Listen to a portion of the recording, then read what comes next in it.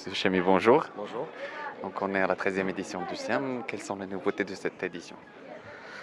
Écoutez, beaucoup de nouveautés cette année. La première, c'est que le salon s'est encore plus agrandi par rapport à l'année dernière. Nous avons une demande très très forte de la part des professionnels. Et nous avons distribué et commercialisé l'ensemble des stands à partir de la deuxième semaine de mars. Donc je pense que cette demande vient premièrement du projet qui se consolide et de sa notoriété, mais aussi de alhamdoulilah, la bonne année agricole qui s'annonce et qui fait que nous avons réuni le consensus de beaucoup de professionnels. Nous avons la thématique du salon qui est la logistique et les marchés agricoles. Et combien est importante aujourd'hui cette thématique dans la conjoncture où nous vivons, dans ce monde globalisé, dans ce monde d'accords et de partenariats et de zones de libre-échange, d'accords de libre-échange. Donc la commercialisation est quelque chose de fondamental parce que c'est ce qui nous permet de être rassuré par rapport au positionnement compétitif de nos produits et à la qualité de nos produits. Et les marchés agricoles aujourd'hui, dans ce monde globalisé, ne peut pas être abordé sans des questions logistiques. La logistique, c'est elle qui permet donc de rapprocher des marchés lointains des producteurs. Et c'est à ce titre que nous avons cette année, entre autres, invité la Hollande à être un pays à l'honneur. La Hollande, donc un pays connu pour son dynamisme commercial, c'est un des peuples les plus commerçants au monde, de produits agricoles de surcroît et maîtrisant les bonnes pratiques de la logistique, des expertises qui vont partager avec les partenaires marocains. Nous avons présent au sein du salon beaucoup d'opérateurs de logistique cette année.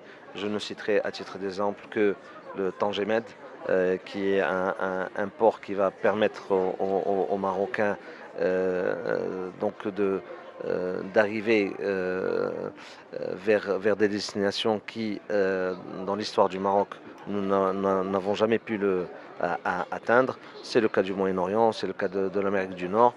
Donc, alhamdoulilah, les deux pôles sont présents, que ce soit l'agriculture solidaire qui concerne le petit agriculteur ou là, l'agriculture compétitive qui permet justement de nourrir et d'être assuré par rapport à donc la production alimentaire dans le pays. Justement, les Monsieur Pays-Bas. est-ce que vous pouvez évaluer comment est-ce que le SIAM accompagne le plan Maroc vert qui rentre dans sa 10e année de vie? Nous accompagnons bien sûr l'action du gouvernement parce que nous allons ensemble vers les mêmes objectifs.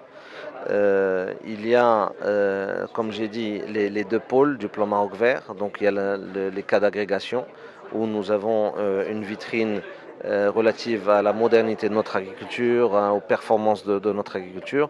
Et nous avons le deuxième pôle de la stratégie du plan Maroc vert qui est celle donc de l'agriculture solidaire, où dans chaque pôle du salon, c'est une agriculture qui est présente et donc qui reste parmi aussi la priorité des organisateurs du salon. Le plan Maroc vert nous a apporté beaucoup de choses. Parmi elles, je citerai en premier c'est tout ce débat qui concerne le plan Maroc vert. Donc le salon a besoin de thématiques, le salon a besoin d'actualité, le salon a besoin de, de, de choses pour lesquelles je dirais bonnes et mauvaises aussi, parce que même les corrections sont possibles lorsqu'on a comment dirais-je, un parterre de professionnels et d'hommes privés et publics qui discutent et qui ont les mêmes intérêts. L'essentiel pour le salon, c'est qu'il y ait débat. Et le débat, je peux dire que le plan Maroc Vert nous en a apporté beaucoup, et je préfère être dans un cadre de Maroc Vert dans lequel on discute et on débat, plutôt que dans une, comment dirais-je, une conjoncture de plénitude dans lequel nous avons peu de sujets comment dirais-je, à proposer aux professionnels.